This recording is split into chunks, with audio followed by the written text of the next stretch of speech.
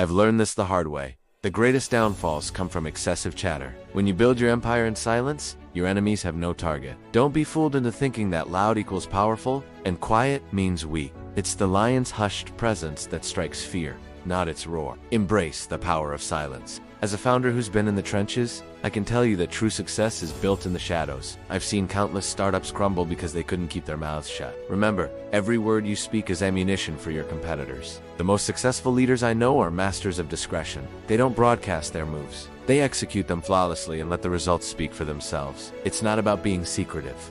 It's about being strategic. So, aspiring leaders, heed this advice. Cultivate the art of silence. Speak only when it's time to make your mark. Your actions will echo louder than any words ever could.